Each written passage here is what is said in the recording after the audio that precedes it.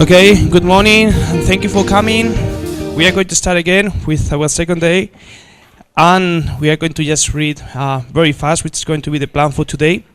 We are going to start with Eduardo, who is, as we said last day, one of the probably the most important scholar in Spain related to the studies of Tolkien, and his presentation is going to be done in Spanish. Okay, so yeah, sorry for the inconvenience if some of you can follow it, but anyway, it's going to be, really nice, and Martin will do the presentation after that.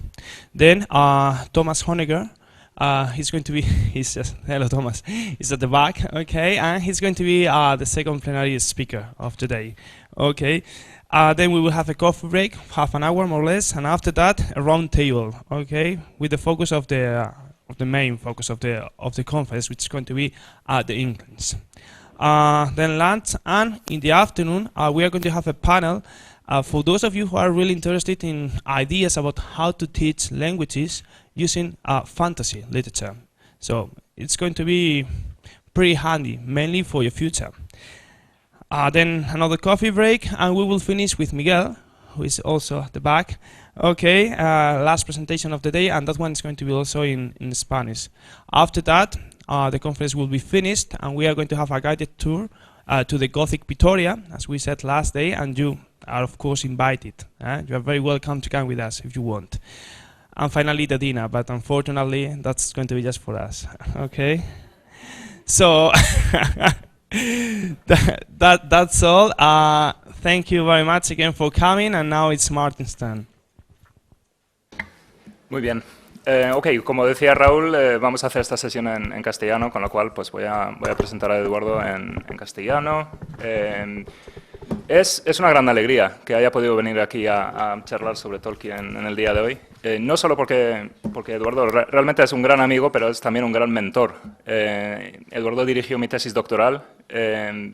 Yo recuerdo, cuando estaba preparando la tesis, toparme con su libro, El viaje del anillo, que es un estudio narratológico sobre el Señor de los Anillos, y encontrarme con un texto muy diferente de la mayoría de los textos escritos sobre Tolkien de forma académica, ¿no? Entonces, creo que lo que se veía ahí era una pasión fuera de lo común por la materia, ¿no? Y un compromiso personal con el autor, con su obra, y un gran respeto, ¿no? por lo que consiguió Tolkien.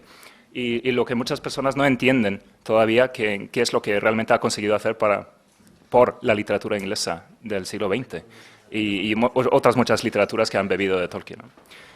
Eduardo es el padre de muchas cosas, no solo de sus hijos, sino que también de todos los que nos dedicamos al estudio de Tolkien en España y también en otros países, ¿no?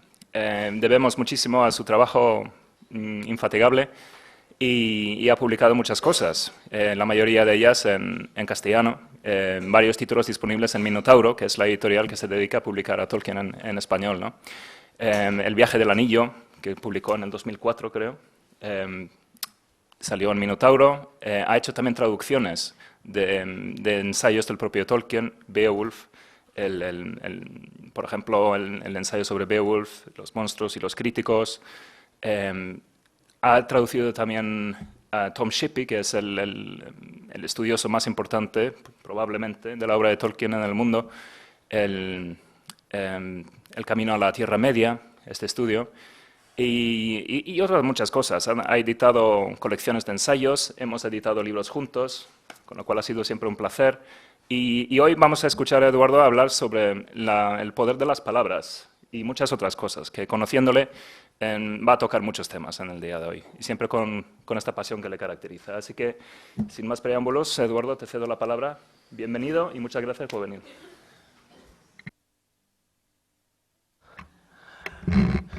Bueno, es admirable veros a las... ¿Qué hora es? Las 9:30 de la mañana.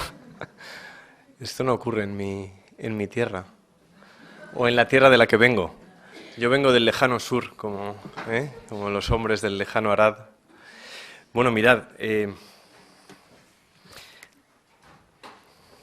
aunque suene atópico, lo primero que tengo que decir es gracias.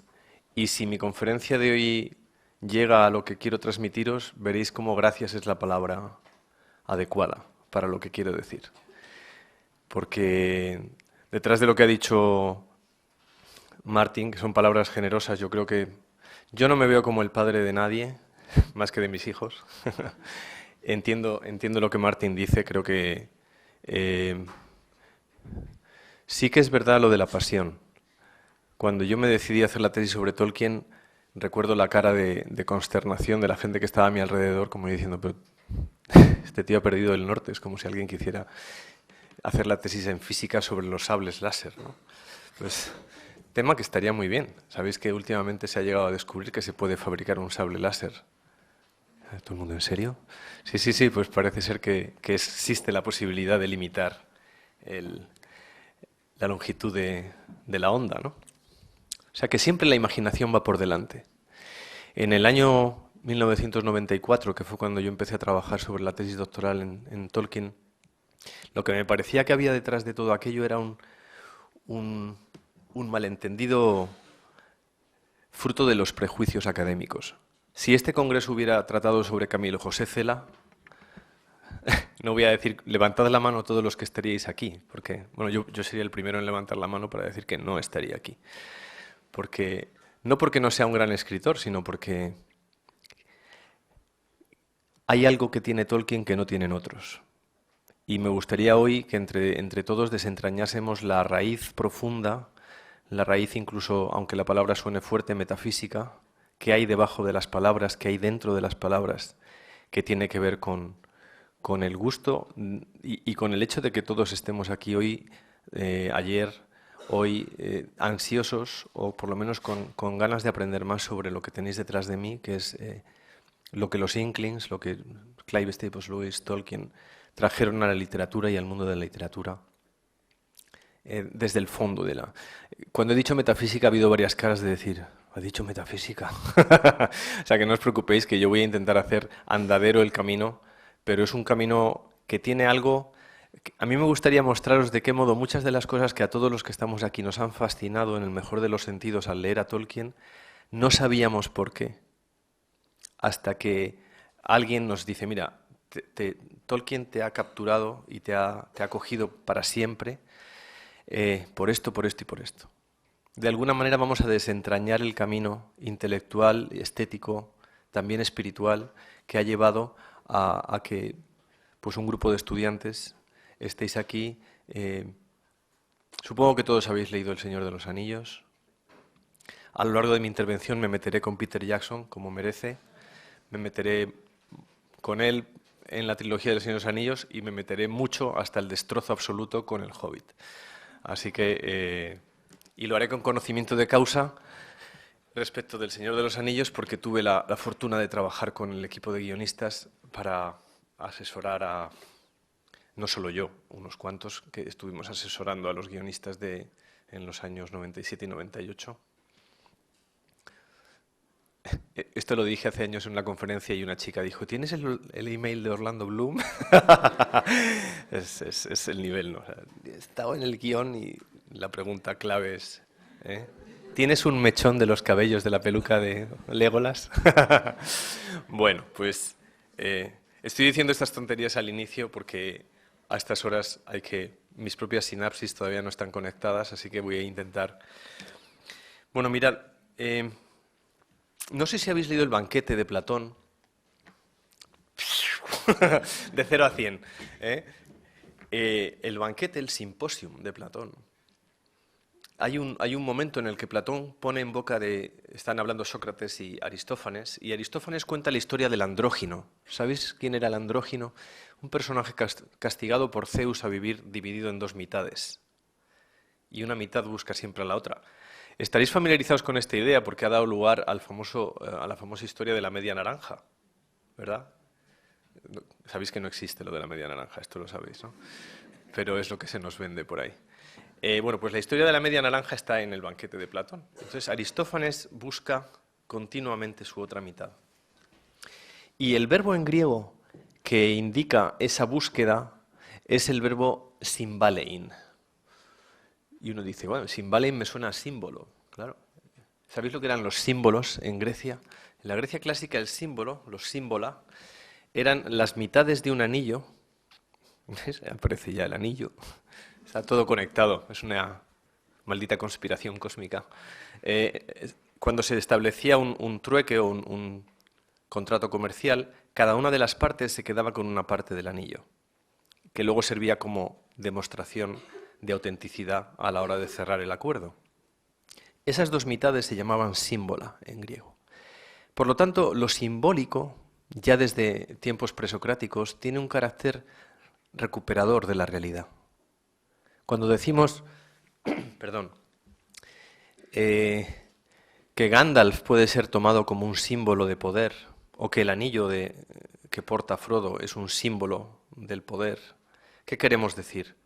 Que hay un nivel en el que lo que estamos diciendo es metafórico respecto de algo de la realidad. Y al decir metafórico, ¿sabéis lo que significa en griego? Hoy voy a moverme mucho por el griego, por el latín, por el español, por el inglés, porque, bueno, tampoco penséis que sé más idiomas, no sé ninguno más. Me gustaría saber al menos un poquito de euskera, pero solo sé agur y a estas alturas de la conferencia no puedo decirlo porque sería un poco llamativo, ¿no? No me ganó todavía el sueldo. Entonces, lo metafórico es lo que va metaforoi, lo que va más allá del significado inmediato. Voy a poner un ejemplo así un poco cursi. Si tú le dices ahora a alguien, tus dientes son como perlas, ¿sabes? El otro te dice, así no me vas a... eres un hortera, ¿verdad? Pero pensad en la primera persona que dijo eso. La primera persona que le dijo a su enamorado o a su enamorada, tus dientes son como perlas, estaba enamorado hasta el tuétano. Esa metáfora, con el paso del tiempo, ha perdido fuerza, hasta el punto de que a día de hoy nos parece una cursilada, y probablemente lo sea. Pero el establecimiento de una comparación entre la perla y el diente tiene que ver con una aprehensión intuitiva de la realidad, capaz de llegar al núcleo significativo de lo que esa realidad nos muestra. Dicho de otra manera, hay una persona que acabo de conocer que está haciendo un trabajo sobre los árboles en Tolkien. Y ayer venía en el tren y, gracias a Dios, en Miranda de Ebro tuvimos que parar media hora. Y digo gracias a Dios porque el paisaje que se extendía desde mi ventanilla era a todo el mundo mirando la televisión y yo mirando por la ventanilla. ¿Habéis visto Master and Commander? La película de Peter Weir. Hay una secuencia preciosa en la que están todos los marineros a estribor mirando los animales y entonces hay un barrido de cámara y entonces vemos en el otro plano solamente al capitán, al personaje interpretado por Russell Crowe, mirando con su catalejo en otra dirección. Siempre me ha parecido una metáfora bonita, visual, de cómo el que sabe de qué va la historia mira en otra dirección. ¿Os acordáis cuando Elrond en el concilio dice las ruedas del mundo en realidad las mueven las manos pequeñas, mientras los sabios miran en otra dirección? Claro, es que Elrond es sabio y sabe cuáles son de verdad los modos en que la realidad avanza hacia su cumplimiento, ¿no?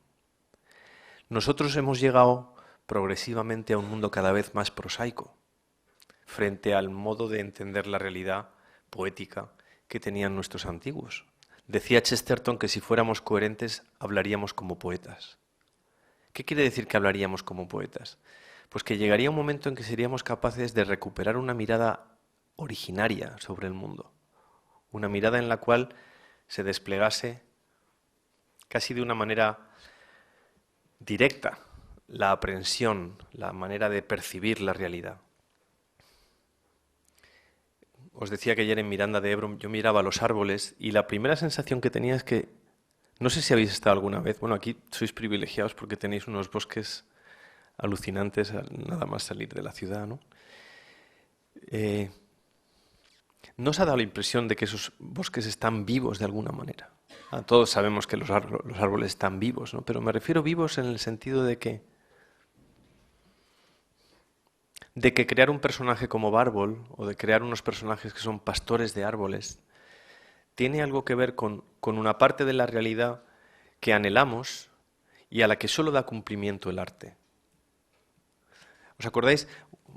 Primera metida con Peter Jackson. ¿Os acordáis? Ay, Dios te bendiga. Estaba pensando en eso justo. Gracias. ¿Os acordáis cuando en la película de no sé si en la Comunidad del Anillo o en las Dos Torres, creo que en la Comunidad, cuando vemos a Saruman en la terraza de su choza, diciendo, ¡ah!, gritándole cosas a la montaña, ¿no? O sea, provocando una tormenta que es la que impide que la comunidad atraviese Caradhras. ¿Os acordáis de esto? Muy mal, Peter, muy mal. Los que habéis leído el libro, os acordáis que el libro dice explícitamente, como última línea del capítulo correspondiente, Caradhras los había derrotado.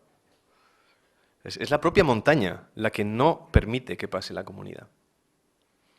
Y por lo tanto, lo que percibimos, y esto creo que a Andoni le puede ayudar, al menos desde mi pobre punto de vista, lo que percibimos en Tolkien es la conciencia plena de que la naturaleza está viva. Y si está viva, esa sobreabundancia de vida en un tiempo pretérito, en una especie de ucronía, en un momento en el que el tiempo no contaba como cuenta ahora, el propio Tolkien en sus cartas dice que la historia de la Tierra Media, sobre todo El Señor de los Anillos, habría tenido lugar en un tiempo imaginario unos 10.000 años antes de nuestra época, es decir, unos 10.000 años antes de la historia registrada que guardamos. Nosotros, ¿hay gente de historia aquí? Os sonará Sumeria y Egipto, eso por lo menos, ¿no? Las primeras yacimientos que tenemos que atestiguan civilizaciones en la zona del Tigris y del Éufrates, o de la desembocadura del Nilo, pues datan de 7.000 años antes de Cristo, o sea, estaríamos en términos redondos en 9.000, 10.000 años, ¿no? Es decir, el mundo de Tolkien, puesto a situarlo en el tiempo, habría tenido lugar, obviamente no sucedió, no penséis que he perdido la chaveta, y Gandalf desgraciadamente no va a entrar por aquella puerta, luego hablaremos de hasta qué punto eso es verdad o mentira, verdad o mentira, no realidad. Voy a procurar que ninguna de las palabras que diga esta mañana sea baladí, sino que todas tengan un sentido y que vayamos, como dice Steve Jobs, ¿habéis visto el discurso de Steve Jobs en Stanford en 2006? Connecting the dots, conectando los puntos unos con otros, para que se vea... mi manera de hablar, como veis, tengo papeles, pero es para disimular. Yo nunca leo las conferencias, pero son como un cuadro impresionista. Voy dando pinceladas con la esperanza de que al final el cuadro completo vaya adquiriendo sentido. Y ese es el desafío. Muchas veces he intentado hacerlo de otra manera, pero después de 25 años me he dado cuenta de que soy incapaz de hacerlo de otra manera. Bien, el mundo está lleno de vida, está lleno de sentido. Supongo que todos estaréis familiarizados con lo que dice Saussure respecto del signo lingüístico, ¿os acordáis? Significante, significado... la cosa más aburrida que te puedes imaginar respecto de la explicación del lenguaje. Para mí el estructuralismo yerra precisamente en esa especie de... en lo que dice lo que dice Gandalf cuando habla con Saruman, cuando rompes algo para ver cómo funciona, has perdido la senda de la sabiduría.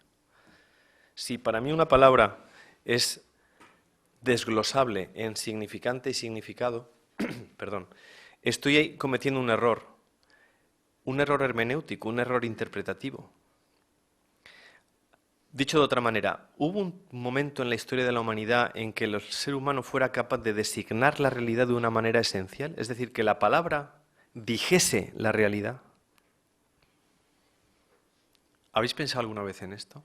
Es decir, que esto no fuera botella, micrófono, teléfono, silla, mesa, que las palabras no fueran palabras por convención, sino que hubiera habido un momento de la existencia del mundo en el que la palabra designara, llamase a la realidad, de alguna manera le diera consistencia. Al decir algo, ese algo pasara a ser real.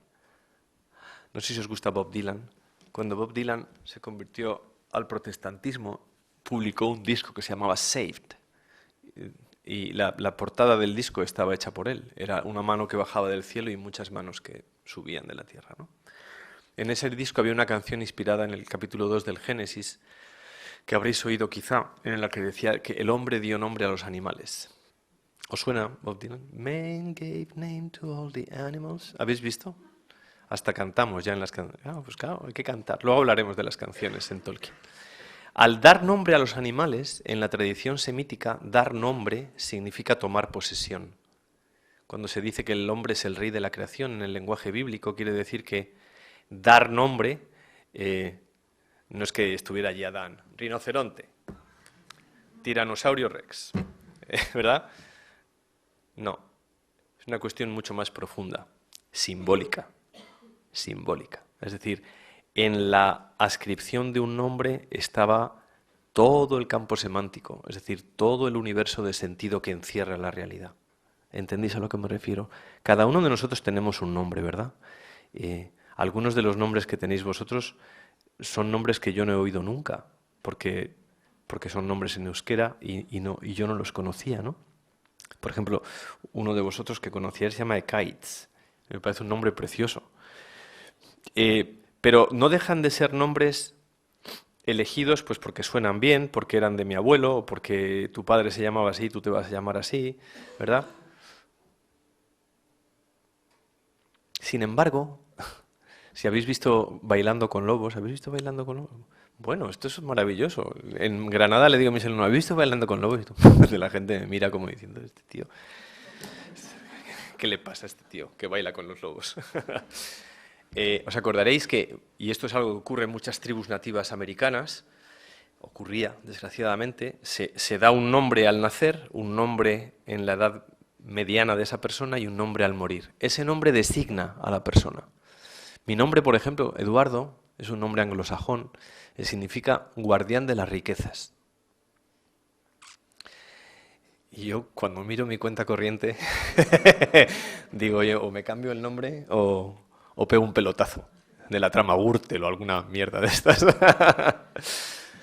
Perdón por la palabra, pero me enerva la basura, como supongo que a todos, ¿no? Entonces,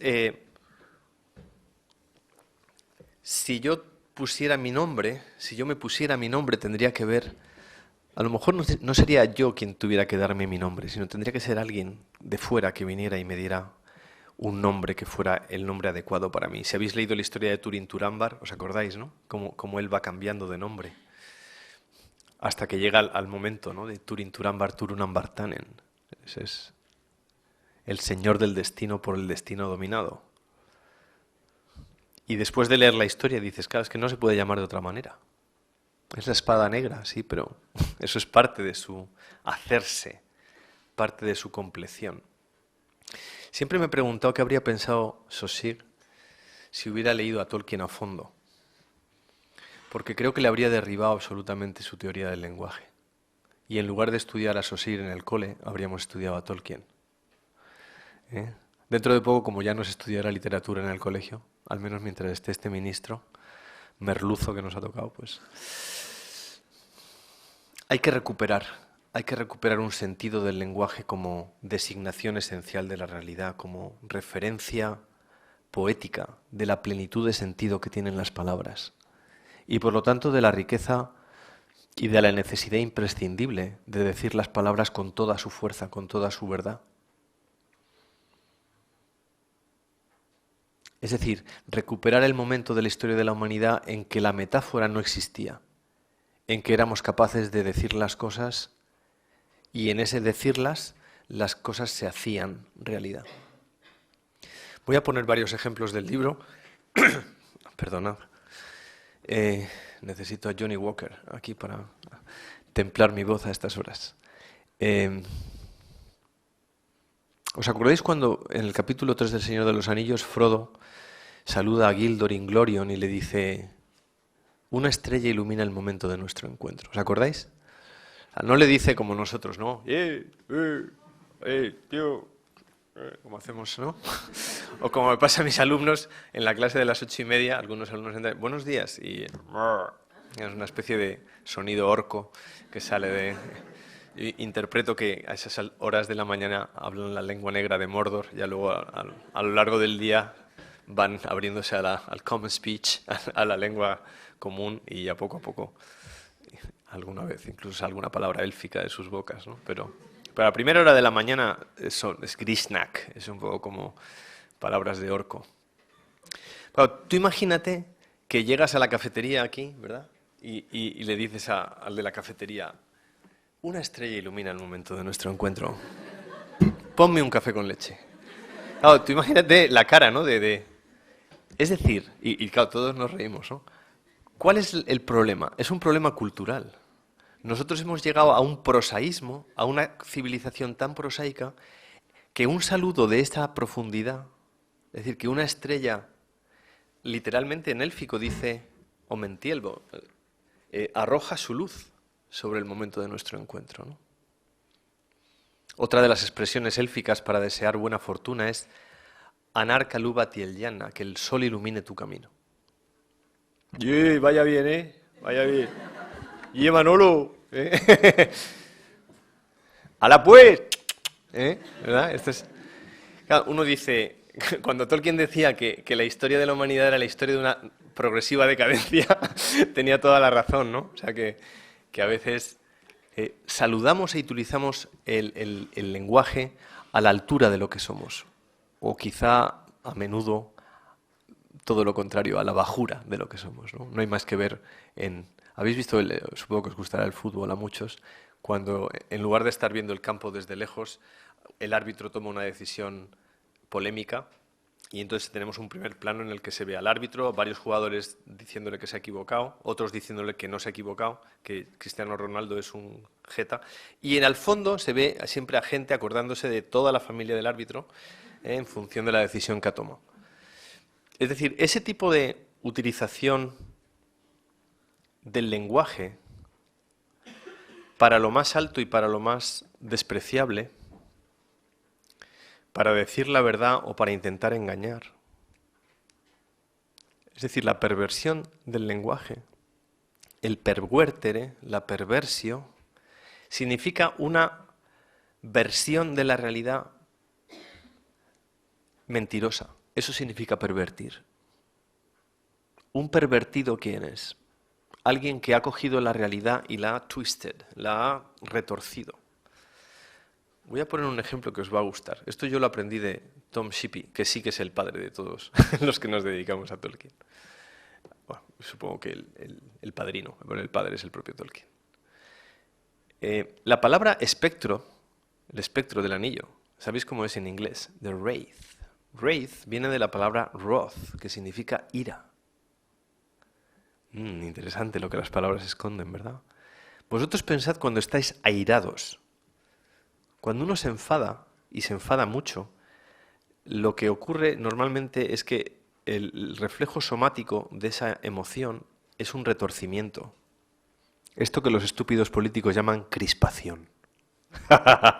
¿Crispación? Te voy a demostrar yo la crispación. Ven para acá, mano. Ven para acá, Mariano, que te voy a crispar yo. ¿Entendéis? Crisparse significa un retorcimiento de nuestro espíritu. Ese retorcimiento de nuestro espíritu, en tanto en cuanto somos una unidad de espíritu y cuerpo, se manifiesta en nuestra manera de entender.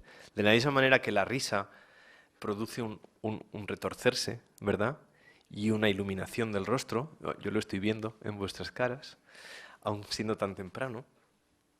De la misma manera, decir la mentira, no dar cuenta de la plenitud de sentido que tiene la realidad, eso da lugar a una perversión. Por lo tanto, la fuerza de las palabras, la verdadera plenitud de las palabras, está en su capacidad para decir todo lo posible sobre la realidad. Muy bien, esta era la introducción. ¿En serio? Pensaba que estábamos ya en el capítulo 2. No, esta era la introducción. ¿Qué tiene que ver esto con Tolkien? Pues mirad, a mí me gustaría que entendiéramos hoy todos que cuando Tolkien utiliza la invención, lo que distingue a Tolkien de todos los demás mundos llamados de fantasía, es que Tolkien no inventa argumentos. Lo importante en Tolkien no es la trama, no es la fábula en el sentido aristotélico, no es el mitos como relato. Sabéis que la palabra mitos en griego tiene cerca de 30 significados distintos.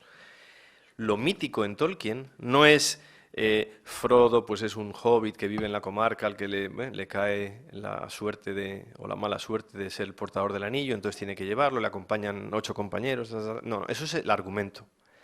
Lo importante en Tolkien no son los argumentos, lo importante en Tolkien, la clave de todo, la clave que sostiene el arco de su invención mitológica, son los idiomas.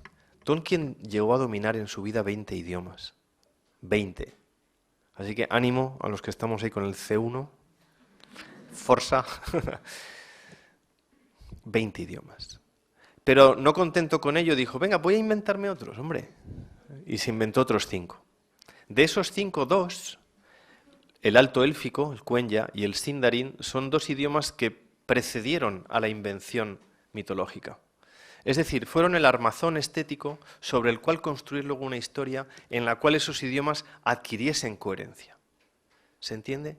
Yo me imagino que aquí en el País Vasco hay una mitología, ¿no? Tendréis una mitología, me imagino, que me gustaría conocer. Pero me gustaría conocerla, supongo que en euskera. Porque habrá palabras cuyos matices semánticos solo son asequibles y comprensibles en la medida en que proceden de una raíz que tiene que ver con esta otra palabra que antiguamente significaba esto. Sois estudiantes de la antigua filología.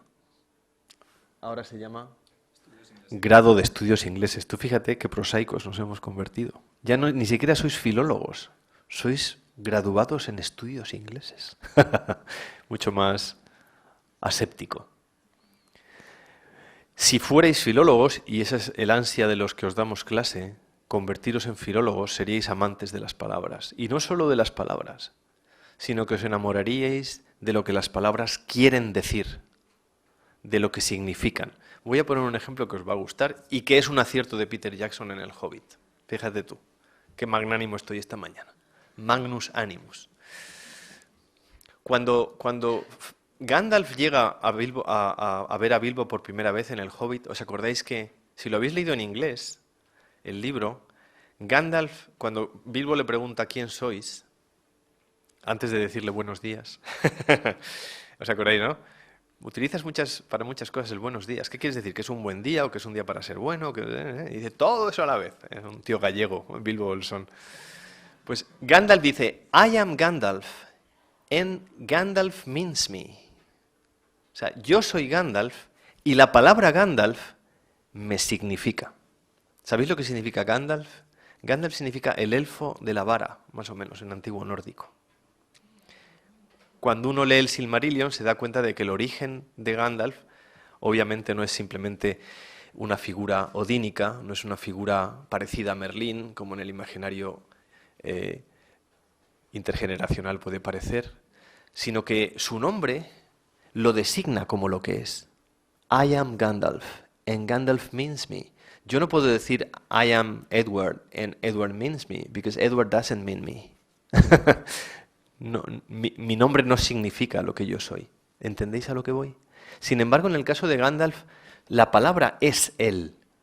Cuando mucho después Gandalf aparezca en el capítulo 5 del libro quinto como Gandalf el Blanco, ¿os acordáis que dice, ahora soy Gandalf el Blanco?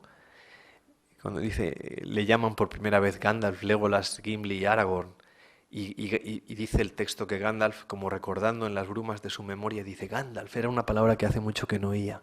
Dice, sí, yo era Gandalf. He aprendido muchas cosas que no sabía y he olvidado muchas cosas que creía saber. Interesante, ¿eh? Lo que es la verdadera sabiduría. Si de alguna manera Gandalf el Blanco ya no es Gandalf. Y aunque seguimos refiriéndonos a él como Gandalf, los elfos lo llaman Mithrandir, literalmente el que camina envuelto en plata. Qué bonito, ¿eh? El que camina envuelto en plata. Para los enanos es Zarkun, para los jinetes de Rohan es ¿verdad? El cuervo de la tempestad, el peregrino gris. Al este nunca voy. ¿Os acordáis? Cuando Gandalf habla de sí mismo, al este nunca voy. ¿Qué tendrá el este? Que Gandalf nunca va. Este es muy de Tolkien, ¿verdad? De repente, al este nunca voy. Y ya todos los lectores de Tolkien, que habrá en el este? Hay que montar aquí un concurso de relatos breves sobre por qué Gandalf nunca va al este. Y entonces, en la Tierra Media, cada uno de los que viven allí tiene una manera de referirse a la realidad que aspira a designar la realidad en toda su plenitud. Voy a poner un ejemplo. Cuando Aragorn dice, yo soy Aragorn, hijo de Arathorn, heredero de Isildur. A que ninguno de nosotros nos presentamos así. Soy María, hijo de Manolo, y nieta de Eustaquio. Porque no nos importa el linaje. Hemos llegado a un punto en nuestra vida, en ese prosaísmo exponencial al que pertenecemos, en el que la línea de nuestro linaje ya no es importante. Esto es algo que ocurre a partir sobre todo de la Ilustración. Ser hijo de quien seas es algo que ya, esto lo pone en tu carnet de identidad. Y por lo tanto no es algo relevante.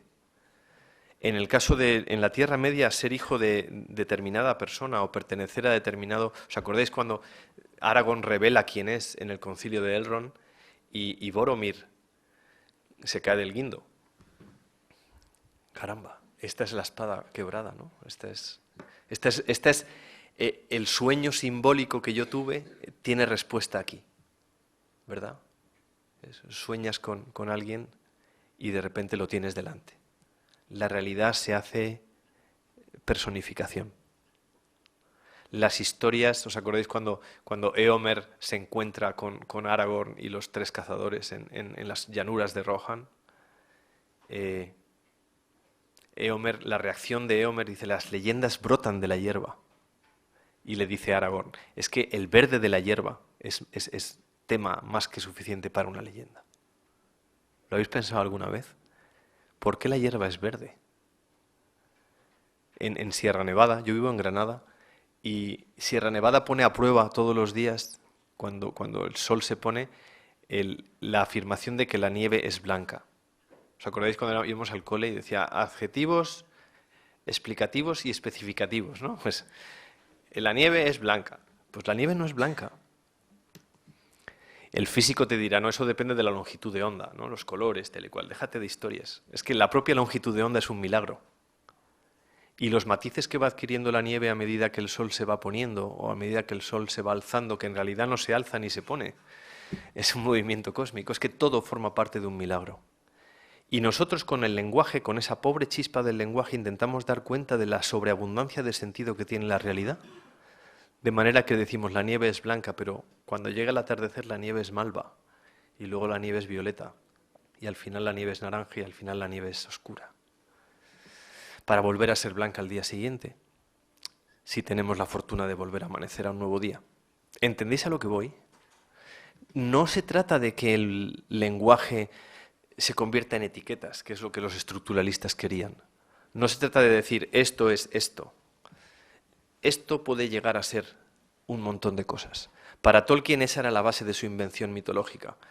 El modo en que un lenguaje inventado alumbraba necesariamente un mundo de sentido, un mundo metafórico, un universo completo en el que interrelacionaban unas cosas con otras.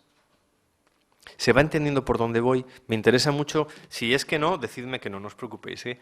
Me interesa mucho que entendáis esto bien porque está en la base de una comprensión plena de por qué Tolkien no tiene nada que ver con Harry Potter, nada que ver con Juego de Tronos, absolutamente nada, de hecho, nada que ver con lo que llamamos literatura fantástica, y no te digo nada con lo que en las librerías está junto a Tolkien. Cuando dices, ¿tenéis los libros de Tolkien por aquí? Entonces vas y te dicen, sí, están allí, en ciencia ficción, fantasía y terror.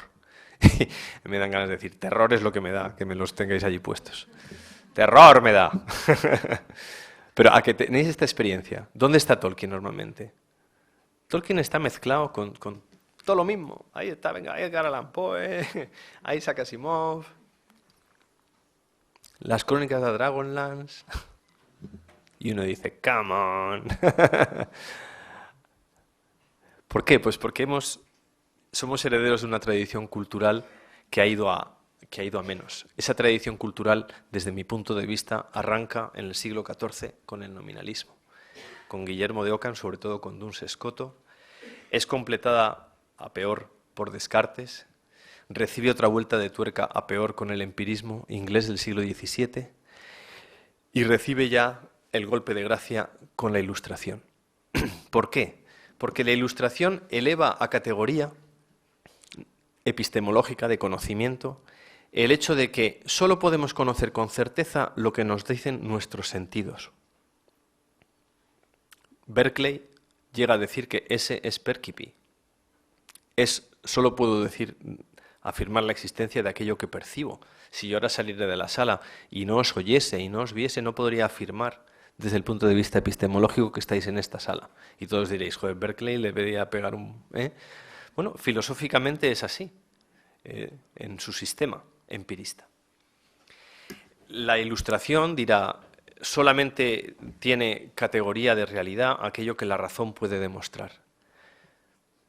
Y en el intento de nivelar la balanza, serán los románticos los que intenten hacer el esfuerzo sobrehumano, ya con Locke y Hobbes. El otro día pregunté en clase, paréntesis, quién era John Locke, y un chaval levantó la mano y dijo, un personaje de Lost. Estamos ya, es el desierto completo. Bueno, pues Locke y Hobbes eran... Va a quedar fatal la Universidad de Granada, voy a tener que contar algo bueno. Bueno, me lo inventaré. El caso es que Hobbes y Locke son los primeros que intentan devolver a la imaginación un estatuto realmente verdadero. Es decir, qué malo soy. ¿De qué manera la imaginación no solamente aporta doxa, es decir, opinión, sino episteme, es decir, conocimiento cierto, verdadero de la realidad? Voy a poner un ejemplo. Antes he dicho que Gandalf no va a entrar por la puerta. ¿Qué pasaría si entrase? ¿Cuál sería nuestra reacción? O todos gritaríamos, Gandalf presidente, Gandalf presidente. Como el movimiento hippie en los años 60 y 70 de Estados Unidos, ¿no? Que ponía Gandalf, vendían chapas, ¿no? Gandalf for president. Oh, no creo que las vendieran, supongo que las regalarían a cambio de un porro o algo así. Y Frodo vive y todas estas movidas para los que nos gusta el rock sinfónico, el rock progresivo, pues todos los grupos maravillosos, Yes, Genesis, Rush, Emerson, Lake and Palmer, Marillion, que hasta en el propio nombre lo lleva, pues dedicaron canciones, Led Zeppelin, a la Tierra Media, porque se convirtió para ese tipo de mentalidad, Blind Guardian, ¿no? Entre los recientes. Hay gente ya en la... Este tío ha oído a Blind Guardian, es una pasada. Bueno, pues sí, se puede rastrear la huella de una generación que anhelaba un mundo distinto y que encontró en Tolkien las respuestas a ese anhelo. ¿Por qué? Porque nuestro corazón y nuestra mente no solo desean certezas, desean también una esfera de sentido en la cual nuestro anhelo, aquello a lo que no da respuesta Kinépolis, ni el centro comercial, ni la vida de cada día, completen lo que somos. Los que habéis visto la Guerra de las Galaxias, me refiero a la verdadera, no a las tres cosas que hizo luego Lucas. Cuando Yoda era listo, no cuando era repetidor de tercero de la ESO, cuando era listo, hay un momento en el que Yoda dice, le dice a Luke, cuando lo está entrenando, le dice, nosotros somos seres luminosos, no esta materia bruta, y le toca el deltoides, ¿no? Nosotros somos seres luminosos. Bueno, con hipérbaton, ¿no? Seres luminosos somos. Es que nosotros somos seres luminosos. Lo que pasa es que lo hemos perdido de vista. Nos hemos convertido en seres prosaicos. Hemos perdido en el horizonte de nuestra consideración de nosotros mismos y de los que tenemos alrededor, hemos perdido de vista realmente quiénes somos. Y nos referimos a la realidad de una manera desprovista de todo aparato, y pensamos que esa simplificación o ese proceso de sencillez respecto de cómo es el mundo a la hora de describirlo es más fiel a lo que la realidad, y eso es mentira. Eso es una falacia. Voy a poner un ejemplo que creo que todos me entenderéis. ¿Por qué no nos creemos nada de lo que dicen los políticos? Porque mienten más que hablan. Y ya es difícil, tanto el día hablando. Mienten más que hablan, es decir, sus palabras no están dichas desde la verdad, desde un afán ni siquiera significativo o de designar la realidad. Hay una tergiversación pariente lejana de la ira, hay un retorcimiento de la realidad. Es cuestión de echar mano de la hemeroteca y comparar lo que dijeron hace un poco con lo que han dicho hoy, con lo que dirán mañana y con lo que dirán dentro de... Yo vengo de una comunidad autónoma en la que, después de todo lo que ha pasado, ha vuelto a salir el PSOE. Me dan ganas de salir a la calle a bailar. ¡Yuhu! Da igual. Venga, el PSOE, los ERE. Ahí va, yo voto ahí. Sí, yo tengo aquí mi chiringuito. El chiringuito. Podría ser el himno de Andalucía, el chiringuito. ¿Entendéis? Entonces, ¿qué importa? ¿Qué importa que fulanita o fulanito salga y diga, si me lo voy a creer? Porque formo parte de esa mentira cósmica en la cual los mundos en los que vivo son los mundos de Yuppie. Y me diréis, pero entonces, ¿por qué llamamos a Tolkien fantasía? Efectivamente. Para mí fantasía es el marca. Para mí fantasía, bueno, más bien ciencia ficción y terror es Gran Hermano. No ríais, todos sabéis a qué me refiero. Terror oscuro, ¿eh? Eso sí que es gótico. Gótico estrambótico. Bueno, entonces, se da la paradoja de que en tanto en cuanto las palabras son dichas con verdad, hay mucha más verdad en la Tierra Media, hay mucha más verdad en el Silmarillion que en la programación de Telecinco, en la cual no hay nada de verdad. Nos vamos entendiendo, ¿verdad? En la cual el lenguaje y su uso pervertido, literalmente pervertido. ¿Habéis, por ejemplo, la palabra jugón? ¿A que todos estamos familiarizados con esa cosa? Jugón. Pues jugón es la invención de un señor que se llama Andrés Montes, que en paz descanse, que no tenía ni idea de baloncesto, y por supuesto ni idea de baloncesto, ni de hablar, que se inventó la palabra jugón. Y ahora todo el mundo es jugón, jugón, jugón, jugón. Y se repite la mentira, se repite la estupidez, porque es lo que se lleva. Los programas de análisis deportivo. Análisis deportivo. Yo es que tengo mucha manía al fútbol, lo siento. Me gustan otros deportes que de verdad son deportes. Pero jugón. En todo caso, jugadorazo o gran jugador. Pero jugón. Jugón pues es un gran jugo. ¿No? Vamos, digo, según las cosas que me explicaron a mí sobre los aumentativos, diminutivos y despectivos. Este nuevo lenguaje, que cada vez da menos cuenta de la riqueza de sentido de la realidad, es un lenguaje a la medida de lo que tenemos a día de hoy.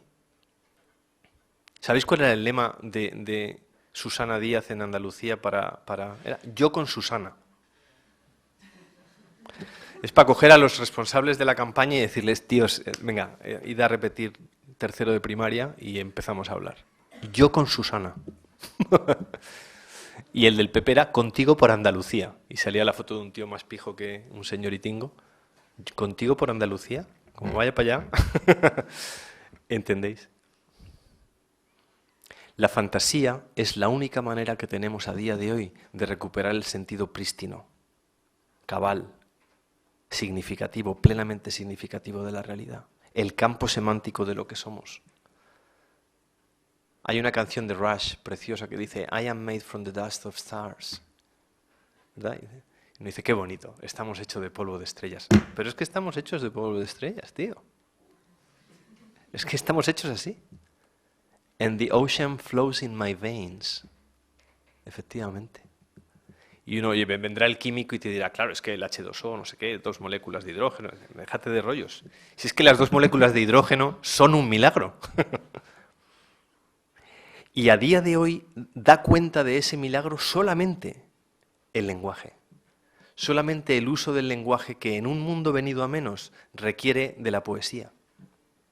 Tom Bombadil es un personaje que habla, si lo habéis leído en inglés, habla en pareados. Habla de hecho cantando. Por eso lo quitamos de la película. Todo el mundo ahí, ahora a la salida te espero.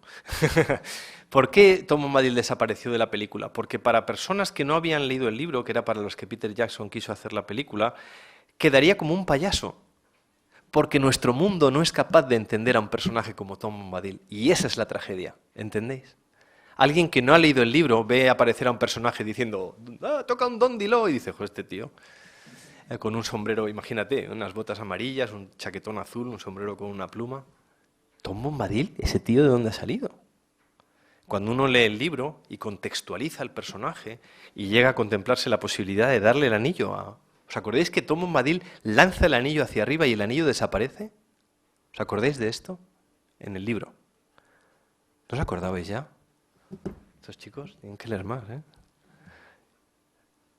Ese personaje que es capaz de dominar hasta el mundo natural, que entra del exterior en la casa y está completamente seco, que es capaz de dominar los tumularios, de hablar con la dama, con Valla de Oro, con la dama del río, del cual sabemos tan poco, y que a la pregunta de Frodo a Valla de Oro, ¿quién es Tom Bombadil? Y la respuesta de Valla de Oro es el Señor, es el Dominus, es una divinidad de la tierra. Tiene que ver con esa adecuación que hay entre el mundo natural, cuya comunión con nosotros hemos perdido por nuestra culpa, y la manera en que en la naturaleza las cosas suceden según unos ciclos. Creo que ayer os habló Nick sobre esta cuestión, ¿no? De las 4 estaciones. Hay un disco de Marillion que se llama Season's End y que tiene que ver con esta idea, ¿no? De la adecuación de nuestros ritmos de vida a las estaciones, ¿no? El otro día, el domingo, tuvimos que adelantar los relojes, ¿os acordáis? La noche del sábado al domingo. Y uno dice, ¿por qué? Para ahorrar energía. Ah, bueno, entonces... Ya, pero mi cuerpo, mi adecuación somática a los ritmos de la naturaleza, de las estaciones, de la cosecha, de la siembra. Nos tenemos por una civilización muy avanzada porque tenemos smartphones y proyectores y... Sin embargo, somos romos en cuanto a los sentimientos, a las emociones. No se nos educa eso, no se nos ayuda a establecer, a romper las barreras que nos impiden conocernos como somos, mostrarnos como somos. Sin exhibicionismos, ya me entendéis, no se trata de hacer gran hermano.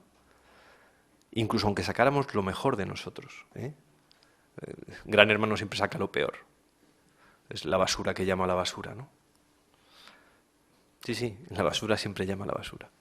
Pero aunque fuera un programa no digo versallesco, pero en el que compartiésemos lo mejor de nosotros mismos, eso sería exhibicionismo.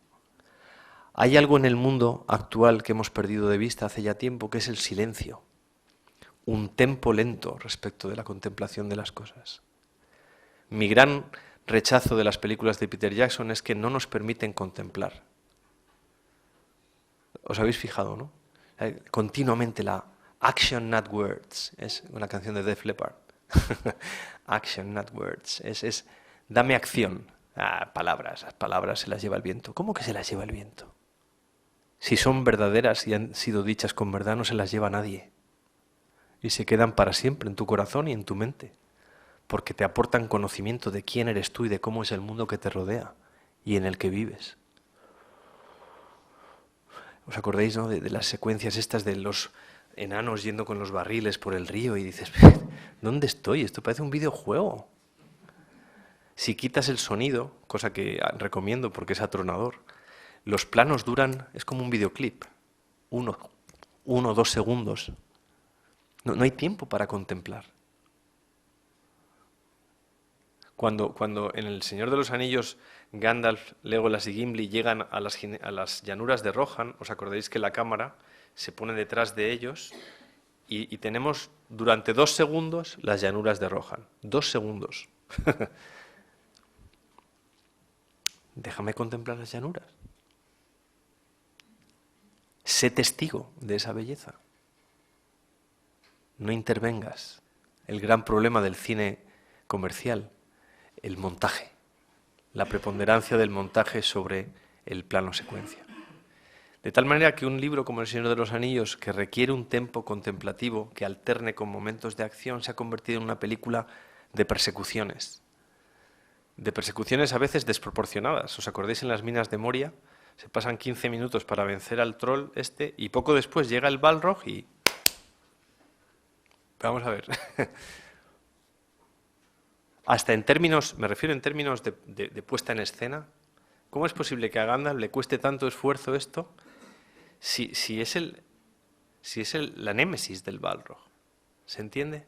Hay una desproporción, fruto de una ceguera que ha venido de los efectos especiales y de la fuerza de los efectos especiales y que tiene que ver también con esta malversación, con esta perversión de la que os hablaba antes, con una imposibilidad, con una ceguera para contemplar la realidad tal y como es.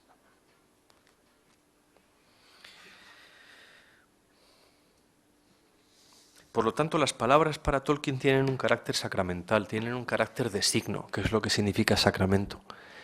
El decir las cosas significa... ¿Os acordáis cuando Frodo descubre que la palabra que hay que decir para que se abran las puertas de Moria es Mellon? Podo Mellon amino. Di amigo y entra. Claro, en inglés es una trampa porque dice speak friend. No es habla, sino dilo. Di la palabra y entra. It's that simple. Así de sencillo. Pero el mundo en el que Gandalf habita ya es un mundo en el que la antigua sabiduría se está perdiendo. Para Tolkien, y creo que todos los que habéis leído a Tolkien lo entendéis así, leer la Tierra Media, leer las historias de Frodo no es fantasía, en tanto en cuanto es una manera de iluminar nuestro mundo desde la luz que refleja el mito. Dicho de otra manera, la verdad que se nos oculta en el día a día, porque se nos ha hecho prosaica, es descubierta, es desvelada apocalípticamente. ¿Sabéis lo que significa apocalipsis? Correr las cortinas, desvelar. Por eso en inglés es The Book of Revelation. Apocalipsein, correr las cortinas. Lo que el mito hace, lo que las historias verdaderas, que ahora llamamos fantasía porque no tenemos una palabra mejor, y fantasía es bastante desafortunada. Si tú le dices a la gente por la calle, ¿qué es para ti el Señor de los Anillos? Te dirá, pues es una historia fantasía, literatura fantástica. Que no. Que no. Literatura fantástica es la razón. Bueno, no, eso es literatura de terror. Literatura fantástica es la prensa. Alguna prensa es fantástica, pero vamos, no te digo nada. La literatura de Tolkien está en el mismo rango, como demostró la tesis doctoral de Martin, entronca con Homero, entronca con Hesíodo, con Jasón y los argonautas, no Jasón y los astronautas, como me puso un alumno en un examen. En Jasón y los astronautas, los astronautas. Es genial, corregir exámenes a veces es divertido. No me extraña que Tolkien empezara a escribir El Hobbit en un examen en blanco. Porque a veces llega un momento en que dices, joder, tengo que escribir algo o dibujar, no sé, algo al estilo de Dalí para purificarme, ¿no? Después de tanta burrada. Una vez corregí un examen que empezaba así, Velázquez nació en su ciudad natal. Oye, inapelable, ¿no? ¿Qué le vas a decir? Pues claro que sí, nació en su ciudad natal, qué demonios. Y nació en Bilbao porque era de Bilbao y nació donde quería. Bueno. Por lo tanto, ¿por qué es fruto de potestad la palabra? ¿Por qué en Tolkien tenemos una... Las palabras dichas con verdad son fuente de sentido? Hay un momento en el que Theoden se lamenta con Gandalf de que la victoria de Sauron significaría el final de las canciones. Es decir, la derrota en cualquier mundo de fantasía que penséis, Voldemort, Darth Vader, cualquier malo, ¿verdad? El malo es malo porque va a condenar a la esclavitud a los demás. Este es un error en el que Peter Jackson también ha caído. En la Tierra Media el problema es que se perdería el saber atávico que hay detrás del lenguaje, la tradición, el saber antiguo que nos traen las canciones. Y esa sería la verdadera tragedia, no tanto una esclavitud física.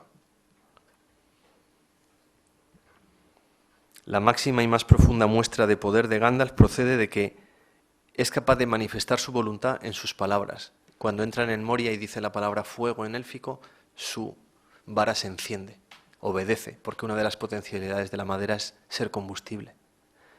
Para los hobbits, Gandalf es el que hace fuegos artificiales, es decir, el que les descubre la dimensión lúdica del fuego. Pero ante el Balrog, Gandalf se muestra como el servidor del fuego secreto, la némesis de la llama de Udun.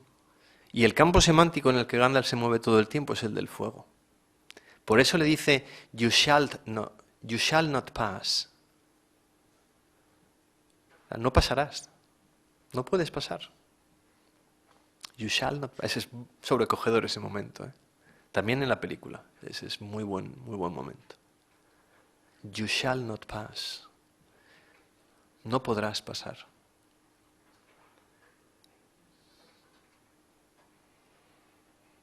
Es un consejero, Gandalf. Nunca es providencia por otros. Lo que hace es decirle a cada personaje lo que debe hacer. Tú quieres ser el portador del anillo, yo te ayudaré. Pero yo no puedo tomar las decisiones por ti. La sabiduría de Gandalf se demuestra no en tanto en su poder como mago. Por eso la magia en la Tierra Media no tiene nada que ver con la noción de magia que tenemos. La magia para Tolkien es la capacidad de llevar a su plenitud lo que las cosas son. Y en ese sentido los hobbits son mágicos. En ese sentido los elfos son mágicos. ¿Os acordáis cuando Pippin y Merry le dicen, estos mantos son mágicos? Y los elfos no entienden lo que dice en el capítulo Adiós a Lórien. Y la respuesta que le da el elfo a Pippin es, ponemos nuestra mente en las cosas que hacemos. Y ponemos en las cosas que hacemos la mente de todo aquello que amamos. Y como amamos las hojas de los árboles y amamos los colores de la naturaleza, en ese sentido, o sea, no es una capa de camuflaje como las militares. No vas mimetizado. Es algo muchísimo más profundo. ¿Entendéis? Que responde al amor por las cosas creadas. Cuando Eru dice hágase, cuando Eru dice ea, el mundo es creado. La fuerza de la palabra en Tolkien tiene un poder performativo, tiene un poder subcreativo. Es la palabra la que da consistencia a la realidad. Sin embargo, pensad en Saruman. ¿Cuál es la causa de la impiedad de Saruman? Hay un capítulo entero dedicado a la voz de Saruman, ¿os acordáis? La voz de Saruman. Es el perfecto engañador. ¿En qué se demuestra que Gandalf es su némesis? En que Gandalf le dice, haciendo honor a la verdad de la palabra, le dice a la cara que ha sido desleal. Es decir, frente a la impiedad de Saruman tenemos la piedad de Gandalf. La piedad que se manifiesta como misericordia, se manifiesta como compasión y por lo tanto se manifiesta con toda la fortaleza que requiere decir las cosas a la cara. ¿En qué se manifiesta la verdadera amistad? En que alguien es capaz de decirte las cosas como son. Es decir, en que alguien te pone la palabra delante y la verdad que la palabra requiere.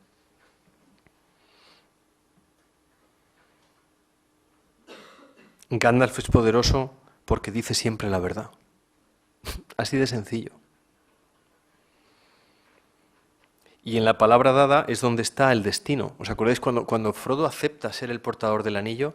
Ahí ya está su destino de marcharse de la Tierra Media. Salvé la comarca Sam, pero no para mí. Así ha de ocurrir a veces, que unos deben renunciar a unas cosas para que otros las conserven. Estaba ya de una manera seminal, estaba ya en su aceptación de la misión como portador. De la misma manera que cuando Bilbo renuncia voluntariamente al anillo a unas regañadientes, ahí está también su destino, de ir a Rivendell a recopilar poemas, a recopilar la tradición, a traducirla a la lengua común y a marcharse de la Tierra Media. Esa es la realidad de las cosas. En la palabra dada está el conjunto de lo que luego, nos guste o no, forma parte de las decisiones que hemos tomado.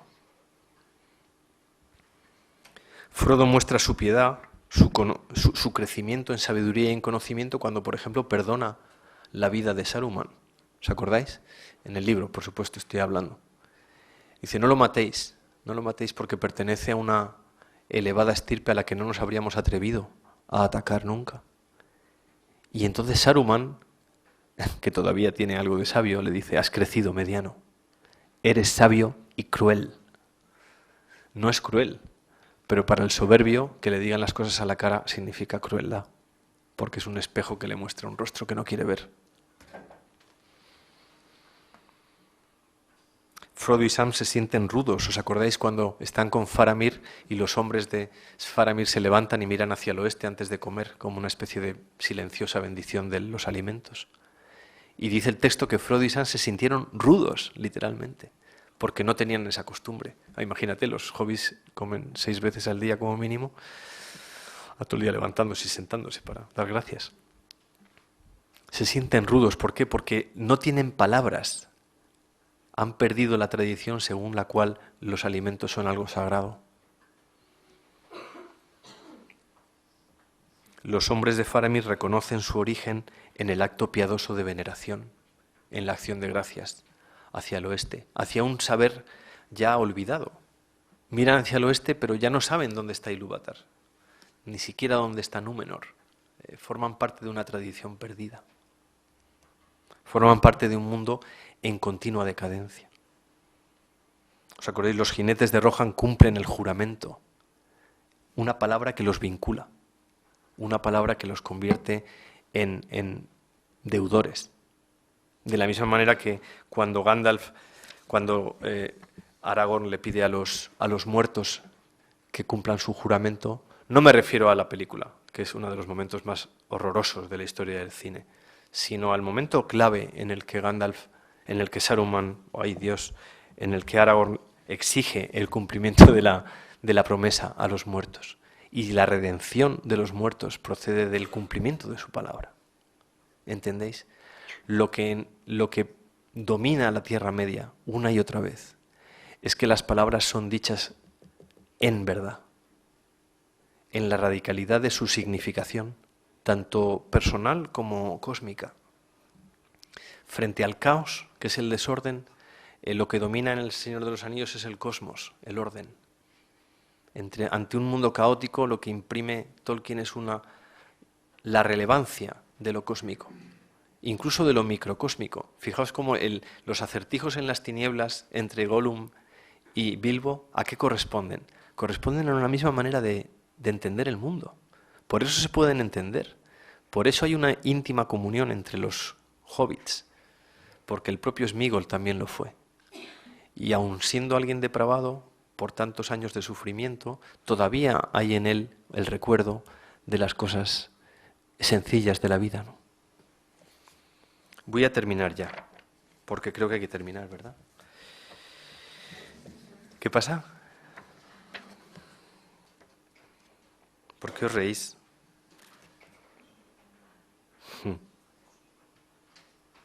Bien, quería terminar con una cita de un libro que os recomiendo, que se llama Teoría de la cordura y de los hábitos del corazón. Dice así: en el primer libro de la metafísica, Aristóteles señala que cito, quien ama los mitos es en cierto modo filósofo, porque el mito se compone de elementos maravillosos. ¿Maravillosos en qué sentido? En que, y con esto cierro, en que la única manera que a día de hoy nos queda para recuperar una visión verdadera sobre la realidad es contar historias.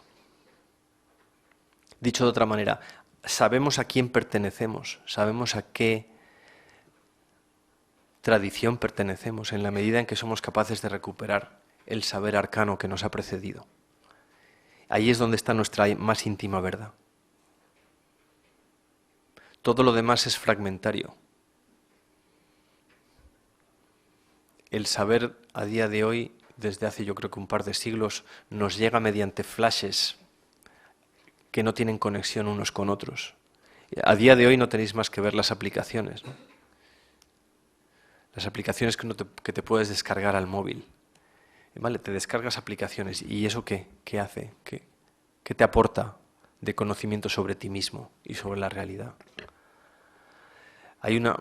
Vosotros pertenecéis a una generación, mucho más que yo, por lo menos que ya casi tengo 50 años, pertenecéis a una generación mucho más presa, fácil, de una instantaneidad que no os va a permitir descansar. Porque estáis requeridos por tantísimos estímulos instantáneos que creo que tenéis la amenaza grande de la superficialidad cerniéndose sobre vuestras cabezas. El Twitter, el retweeter, el Facebook, el no sé qué, el Spotify, el no sé cuántos, el estar al día, que es lo último. El WhatsApp, o como suene. El otro día, ayer en el tren, era ensordecedor. La gente que se ha dejado el móvil, me he dejado el móvil, y entonces de repente, ¡ah!, paro cardíaco. La vida tiene otro tempo. La vida tiene un tempo que procede de lo que queremos que signifique. Y lo que queremos que signifique la vida, en el caso de Tolkien, nos lo devuelven las historias. Decía Clive Staples Lewis que el mito es la llave maestra que abre cualquier puerta. 2 puntos. Aplíquese a la cerradura que se necesite. ¿Por qué a día de hoy Tolkien es alguien que nos enseña cómo es nuestro mundo, cómo somos cada uno de nosotros? ¿Por qué nos podemos asomar una y otra vez a ese mundo y entendernos? Porque hay mucha verdad antropológica en cada uno de los personajes, en el desdoblamiento de cada uno de los personajes respecto de quiénes somos nosotros. Y por lo tanto, yo os diría, para concluir, que la crisis de nuestro mundo es una crisis estética. Y la palabra estética, si tú pones en Google estética, ¿sabéis lo que aparece? Clínicas de cirugía estética. Hasta que viene la primera entrada referida a la palabra estética en sentido filosófico, tienes que pasar varias páginas. Sin embargo, la palabra estética viene del griego aisthysomai, que significa percibir. En la Grecia clásica, estetike significaba percibir, y percibir las cosas era percibirlas en cuanto que verdaderas y por tanto en cuanto que bellas. Por esa circumincesio que se da entre los trascendentales del ser. Lo que es bello, es bueno, es único y es verdadero. En la medida en que perdamos esa visión, lo poliédrico que tiene la realidad se convertirá en un puzzle irresoluble. Volver a combinar las piezas y dar con la solución adecuada es algo que va a venir de una reutilización, de una recuperación y de un consuelo que solo llegará a nuestro corazón en el momento en que aprendamos a darle a las palabras todo el potencial de significado que tienen y que las utilicemos con la honestidad del que sabe que las palabras esconden la verdad sobre el mundo. Ya está.